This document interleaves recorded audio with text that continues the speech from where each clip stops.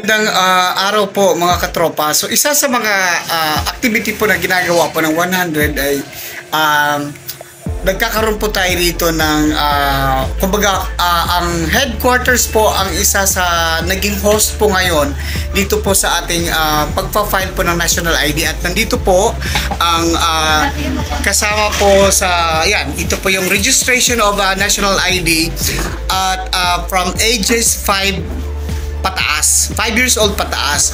So isa sa mga kawang gawa po ng ginagawa po ng Kabalikat-Net Philippines Malaya is magkakaroon po ng venue kung saan yung mga 5 years old pataas ay pwede na po dito sa ngayon lang, kasi limited days lang po ang ating officer po na nandito ngayon for registration.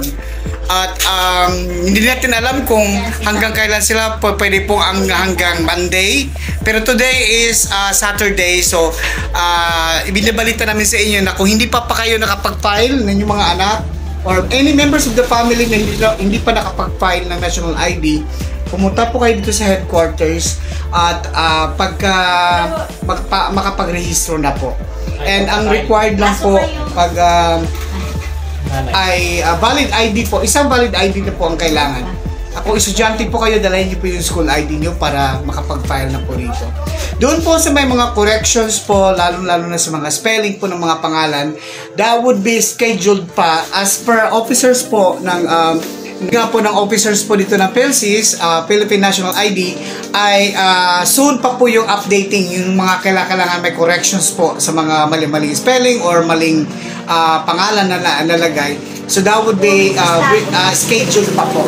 So sa ngayon po, mas abala po ang mga officers po ng PhilSys doon sa massive registration. So ulitin ko lang po, kung sino po yung hindi pa nakapag-register para sa national ID, starting from 5 years old pataas, ay pumunta na po kayo dito sa headquarters ng Kabalikat-Net. Maraming salamat po.